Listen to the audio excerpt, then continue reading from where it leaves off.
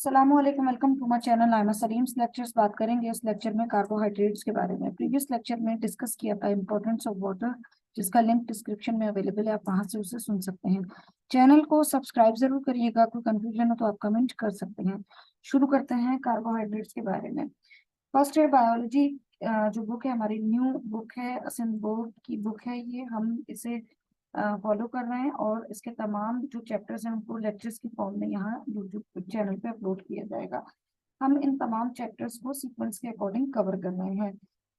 Carbohydrate के बारे में कुछ बताती चलूँ आपको इस लेक्चर में। कार्बोहाइड्रेट, अगर हम इस टर्म को गौर से देखें तो वो स्टूडेंट जो न्यू है उनको एक कॉन्सेप्ट देती हूँ कार्बोहाइड्रेट को समझने का।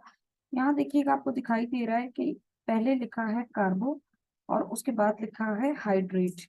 ये दो वर्ड हैं, एक कार्बो और दूसरा हाइड्रेट। इन दो से मिलकर एक सिंगल टर्म बनी है, दैट इज कार्बोहाइड्रेट।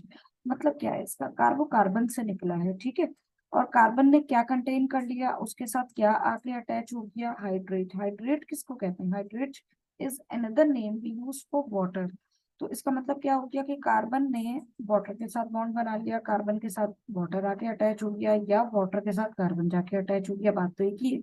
दोनों की अल्टीमेटली क्या हो रही है? अटैचमेंट ही हो रही है, बॉन्डिंग हो रही है, जिसके रिजल्ट में एक न्यू कंपाउंड बन रहा है जिसे हम कह रहे हैं कार्बोहाइड्रेट। ठीक है। अब नाम से शो हो रहा है कि हम किसके बारे में, कार्बन, हाइड्रोजन और ऑक्सीजन के बारे में बात कर रहे हैं। ठीक है। इन तीनों से मिलकर, इन तीन एलिमेंट से मिलकर ये एक सिंगल कंपाउंड बनता है। Meaning of carbohydrate is hydrated carbon. आप इसको हाइड्रेटेड कार्बन भी कह सकते हो। हाइड्रेटेड कार्बन मतलब वही जो भी समझा है कि कार्बन के साथ क्या मौजूद है? वाटर मौजूद है। तो उसको हमने क्या कह दिया? हाइड्रेटेड कार्बन कह दिया। ठीक है। इसी तरीके से अगर कोई दूसरा हमारे पास एलिमेंट है, उसके साथ भी वाटर जाके ऐड हो जाए तो उसे हम हाइड्रेटेड करके और फिर उसके बाद उस एलिमेंट का नाम यूज कर लेंगे। किससे मिलकर बना है कार्बोहाइड्रेट? तीन एलिमेंट से मिलकर बना है, कार्बन, हाइड्रोजन, ऑक्सीजन। इसमें जो रेशो है हाइड्रोजन और ऑक्सीजन की, बिल्कुल वही रेशो है जो वाटर में होती है। And the ratio of water is 2:1। यानी जो हाइड्रोजन होंगे वो हमेशा डबल होंगे, हाइड्रोजन एटम हमेशा डबल होंगे अगर हम कंपेयर करें ऑक्सीजन से। ठीक है।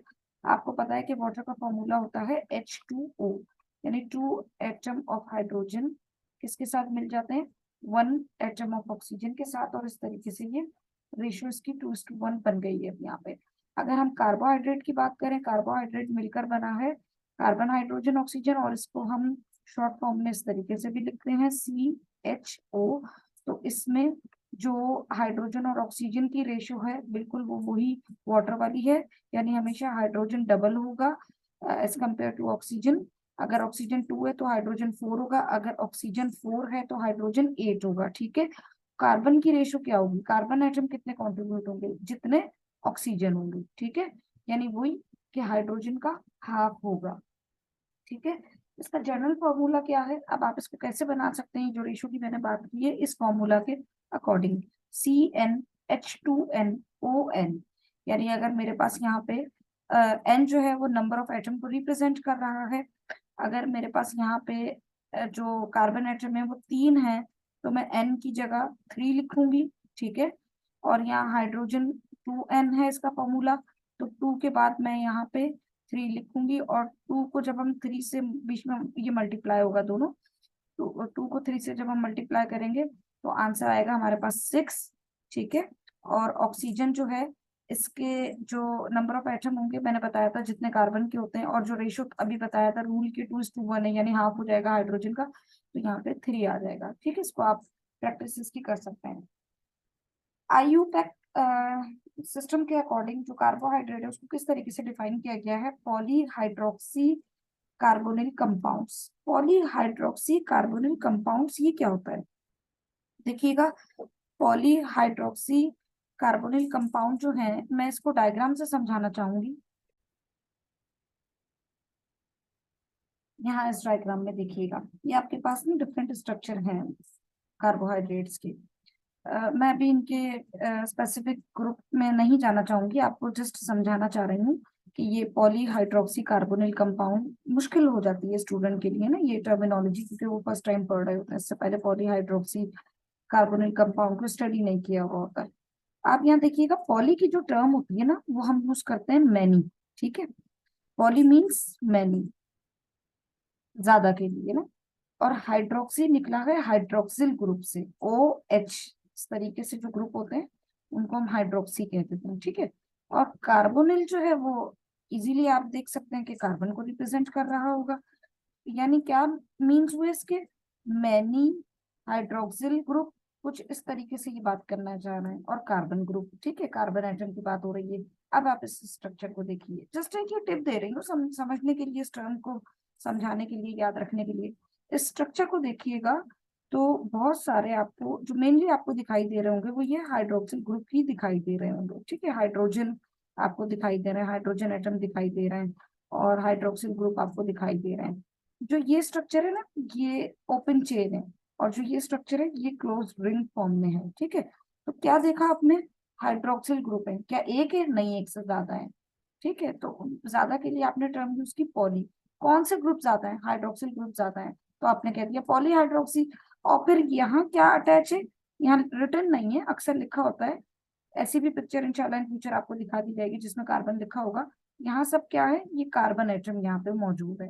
तो अब आपको क्या दिखाई दे रहे हैं, ये सब कार्बन दिखाई दे रहे हैं ना, तो कार्बोनिल हमने इसके लिए यूज कर दी टर्म। तो अब कैसे डिफाइन करेंगे, आईयूपैक सिस्टम के अकॉर्डिंग हम इसे कैसे डिफाइन करेंगे कार्बोहाइड्रेट्स को, the polyhydroxy carbonyl compound. Carbonyls are normally, carbonyls compound जो होते हैं, कार्बोनिल किस तरह के, उसको दो कैटेगरी में डिवाइड कर दिया, एक एल्डिहाइड और दूसरा कीटोन। ये एक अलग डिस्कशन है, इसको इन फ्यूचर बता दिया जाएगा कि इसका मतलब क्या है। फंक्शनल ग्रुप की बात हो रही है। कीटोन ग्रुप जो होता है उसको इस तरीके से हम रिप्रेजेंट करते हैं, एल्डिहाइड ग्रुप कुछ इस तरह से रिप्रेजेंट होते हैं। हमने देखना होता है कि किस स्ट्रक्चर में कौन सा ग्रुप है, तो उसी के अकॉर्डिंग फिर इसको हम नाम देते हैं। जो मेन सोर्स है कार्बोहाइड्रेट्स की, कहाँ से हमें मिलेंगे ये सब, ये हमें मिलेंगे प्लांट से, ठीक है। मेन सोर्स इसकी प्लांट है।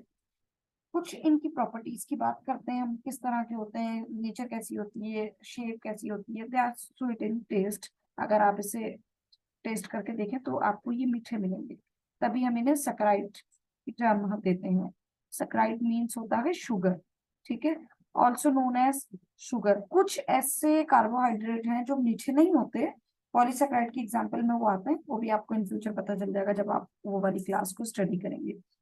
नॉर्मली हम इन्हें शुगर्स कहते हैं। एबंडेंटली ये ऑल ऑर्गेनिज्म में पाए जाते हैं। जैसे अगर हम प्लांट्स की बात करें, तो प्लांट की जो सेल वॉल है वो सेल्यूलोज से मिलकर बनी हुई होती है, और सेल्यूलोज जो है वो कार्बोहाइड्रेट है, पॉलीसेक्राइड फैमिली से बिलोंग करता है, ठीक है। और आपको पता है कि पेपर प्लांट से ही हम बनाते हैं, ये सब वहां पे एबंडेंटली पाए जाते हैं group. Starch store form of energy है, और ये भी सीरियल ग्रेन्स में पाया जाता है, अगेन हम यहाँ से इसे ऑब्टेन कर सकते हैं। ट्यूबर्स, शुगर केन वगैरह इसमें शामिल हैं। It play both structural and functional role. मतलब क्या हुआ, जैसे प्लांट की सेल वॉल है ना, आपको पता है प्लांट सेल की प्रॉपर एक शेप होती है, एनिमल सेल की प्रॉपर शेप नहीं होती, why, because of cell wall, उनके पास सेल वॉल होती है, इसी वजह से उनकी प्रॉपर शेप होती है सेल की, और एनिमल सेल के पास सेल वॉल नहीं होती, इसी वजह से उनकी प्रॉपर शेप नहीं होती। तो यानी स्ट्रक्चर में जो रोल प्ले किया है यहाँ पे, वो अब सेल्यूलोज ने रोल प्ले किया, उसका जो इस तरीके का स्पेसिफाइड स्ट्रक्चर है वो किसकी वजह से है, सेल्यूलोज की वजह से। और सेल्यूलोज क्या है, वो कार्बोहाइड्रेट है, पॉलीसेक्राइड है, तो रोल प्ले किया ना इन्होंने स्ट्रक्चरल साइड पे। अब इसी तरीके से फंक्शनल साइड पे भी रोल प्ले करता है। आपको पता है हम काम करते हैं, काम करने के लिए we need energy, and for this purpose हम किस पे डिपेंड करते हैं, फूड पे डिपेंड करते हैं, और फूड में बहुत सारे कंपोनेंट होते हैं, उसमें ग्लूकोज भी होता है, और ये ग्लूकोज जो है वो हमें एनर्जी प्रोवाइड करता है टू डू वर्क। अब यहाँ पे हम एक फंक्शन परफॉर्म कर रहे हैं फूड ऑब्टेन करने के बाद, तो रोल प्ले किया यहाँ पे कार्बोहाइड्रेट ने। कार्बोहाइड्रेट अब आपको पता चल गया है, स्लाइड में आपको समझने में डिफिकल्टी नहीं होगी कि ये कार्बन हाइड्रोजन ऑक्सीजन से मिले होते हैं, बन के मिले होते हैं, इनसे मिलकर बनते हैं।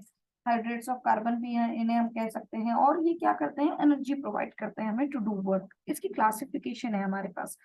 कार्बोहाइड्रेट को तीन क्लासेस में डिवाइड कर दिया गया है। पहली क्लास को हम कहते हैं मोनोसैकराइड, मोनो मीन्स वन, एक के लिए हम मोनो की टर्म यूज करते हैं, और सैकराइड मैं अभी बता चुकी हूँ आपको इसके मतलब क्या होते हैं, शुगर के, ठीक है, यानी one molecule of sugar, one unit की बात हो रही है। दूसरी जो इसकी क्लास है, पहले डाया ओलिगोसैकराइड इसकी हम करते थे, डाया सैकराइड एक अलग चीज है, ओलिगोसैकराइड एक अलग चीज है। मतलब ये कि अगर मेरे पास एक मॉलिक्यूल है सैकराइड का, तो मैंने उससे क्या कह दिया, मोनोसैकराइड है। लेकिन अगर दो हैं तो अब मैं उसे कहूंगी डायासैकराइड।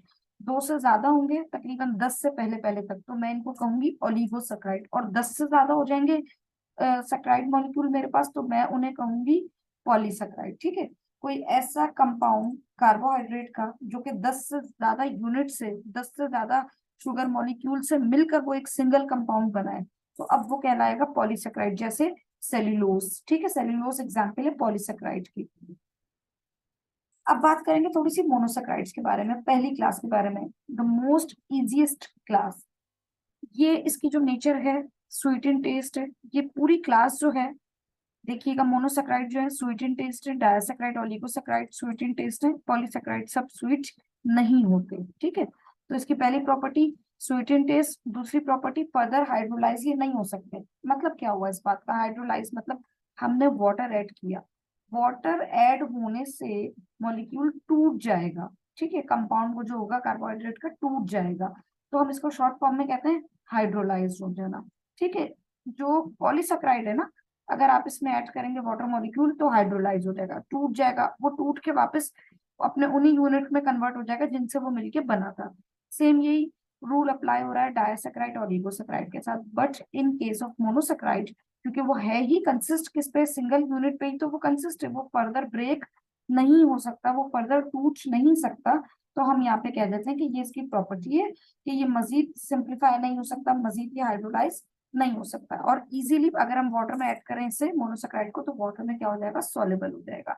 कॉमनली हम इन्हें सिंपल शुगर कहते हैं। अगर आपसे कोई पूछे कि सिंपल शुगर किस क्लास को कहेंगे, तो आप कहेंगे मोनोसैकेराइड को हम सिंपल शुगर कहेंगे, क्योंकि ये इतने कॉम्प्लेक्स नहीं होते, एक यूनिट से तो मिलके बने होते हैं। एग्जाम्पल क्या है, ग्लूकोज, गैलेक्टोज, फ्रक्टोज, राइबोज। ठीक है, और जो ओज है लास्ट में, जो इस के नाम के एंड में, जो यहाँ देखिएगा आपको तीनों लेटर सेम दिखाई दे रहे होंगे, ओज, ओज, और यहाँ पे राइबोज में भी ओज।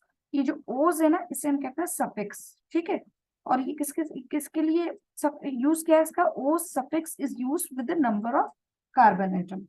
अब यहाँ पे जो मोनोसैकेराइड है फर्दर उनको क्लासिफाई किया है। ठीक है, कार्बोहाइड्रेट की तो 3 क्लास हो गई जो आपको याद हो गई है, मोनोसैकेराइड, ओलिगोसैकेराइड, पॉलीसैकेराइड। ठीक है, ये 3 क्लासेस हैं। बट फर्दर ये जो मोनोसैकेराइड है इसको अब क्लासिफिकेशन इसकी की जा रही है, लेकिन ये क्लासिफिकेशन किस बेस पे की जा रही है, on the number of carbon atom.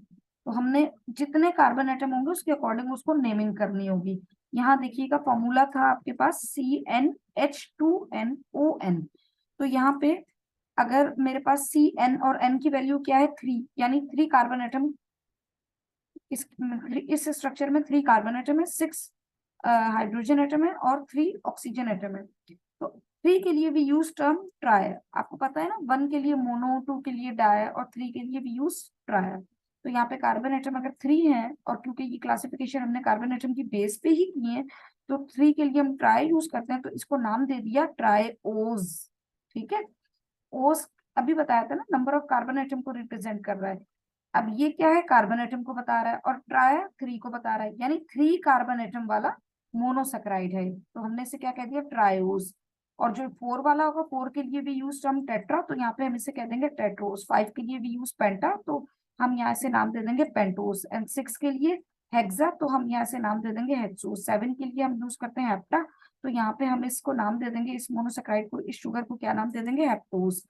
ठीक है, अब आपसे कोई पूछता है कि ट्राइओस शुगर की एग्जाम्पल दे, तो आप क्या एग्जाम्पल देंगे, ग्लिसरोल्स। ठीक है, ग्लिसरॉल्डिहाइड, डाईहाइड्रोक्सी एसीटोन, ये क्या है, ये अगर आपके सामने कोई ग्लिसरोल्स का जिक्र कर रहा है तो आप फौरन से समझ जाओगे कि ये 3 कार्बन पे कंसिस्ट सिंपल शुगर होगी, जो कि ट्राइओस क्लास के अंदर आती है। और ट्राइओस जो है वो मोनोसैकेराइड की क्लास है, और मोनोसैकेराइड खुद किसकी क्लास है, कार्बोहाइड्रेट की क्लास है। ठीक है, अगर कोई यूज करता है टर्म एराइथ्रोस और इन शुगर का जिक्र किया जाता है एराइथ्रोलोस, तो फिर आप फौरन समझ जाएंगे कि ये एराथ्रोस किसकी एग्जाम्पल थी, टेट्रोस, यानी 4 कार्बन कंटेनिंग शुगर मॉलिक्यूल की। पेंटोस की एग्जाम्पल आप क्या देंगे, ribose and राइबोलोज। Glucose, fructose, galactose जो है वो एग्जाम्पल है किसकी, हेक्सोस, क्योंकि हेक्सा 6 कार्बन को रिप्रेजेंट करता है, और ग्लूकोज 6 कार्बन कंटेनिंग मॉलिक्यूल है। और हेप्टोस की एग्जाम्पल आप देंगे ग्लूको हेप्टोस। अब इनकी कुछ ना एमसीक्यूज आ सकती हैं, यहाँ से इस टेबल से क्या आ सकती है, एमसीक्यूज आ सकती हैं।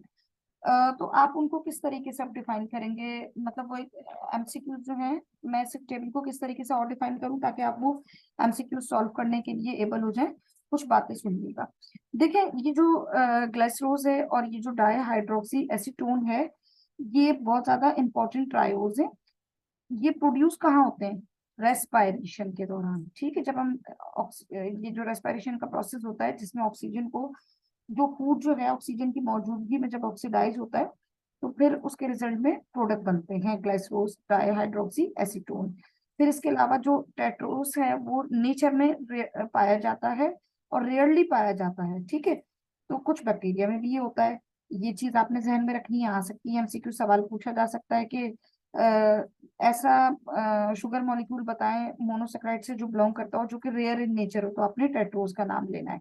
फिर इसके अलावा जो पेंटोज है, अगर आपसे वो पूछ लिया जाए कि ये कहाँ पाया जाएगा, इसका काम बताएं, तो आपने बताना है कि ये जो शुगर है पेंटोज शुगर, बेसिक जो स्केलेटल होता है हमारा न्यूक्लिक एसिड का, वहां पे बहुत ज्यादा रोल प्ले इसने करना होता है। इसी तरीके से हेक्सोस के बारे में आप बताएंगे कि ये जो ग्लूकोज इसकी एग्जाम्पल है और एनर्जी आपको बहुत ज्यादा रेपिडली इससे मिल जाती है। आपने इस तरीके से इजीली इसको डिफाइन कर देना है। फ्रक्टोज जो है ये भी इसी के अंदर, हेक्सोस के अंदर आता है, और ये फ्रूट शुगर में होती है। जो आप फल खाते हैं और उनमें जो टेस्ट मीठा होता है, फ्रक्टोज की वजह से होता है। अब आप फर्दर यहाँ पे एक टर्म देखेंगे इस स्लाइड पे देखिएगा। हेक्सोस को फर्दर जो है वो डिवाइड किया गया है एल्डो हेक्सोस आइसोमर्स में। और इनका मतलब क्या होता है? आइसोमर्स का मतलब क्या होता है? आइसोमर का मतलब ये होता है, आइसो मीन्स होते हैं सेम, और मर निकला है मॉलिक्यूलर फॉर्मूला से। यानी इनका मॉलिक्यूलर फॉर्मूला तो सेम होगा लेकिन जो इनका स्ट्रक्चर होगा वो डिफरेंट होगा। ठीक है, जैसे ग्लूकोज गैलेक्टोज है तो दोनों हेक्सोस ही, मैनोस है तो तीनों हेक्सोस ही, बट इनका जो स्ट्रक्चर है वो डिफरेंट है। कैसे? आप अपनी बुक उठाइए और उसमें पेज नंबर 8 और 9 पे जाइए। वहां पे कुछ स्ट्रक्चर ड्रॉ है कार्बोहाइड्रेट के। Glucose D mannose D galactose, ये तीनों क्या है? तीनों 6 कार्बन कंटेनिंग शुगर मॉलिक्यूल हैं, और तीनों का मॉलिक्यूलर फॉर्मूला सेम है, बट तीनों के स्ट्रक्चर में देखिएगा आपको वेरिएशन मिलेगा। ठीक है, थोड़ा सा डिफरेंस होगा स्ट्रक्चर में। तो ये आइसोमर कहलाते हैं। चैनल को सब्सक्राइब जरूर करिएगा। Thank you so much for listening me.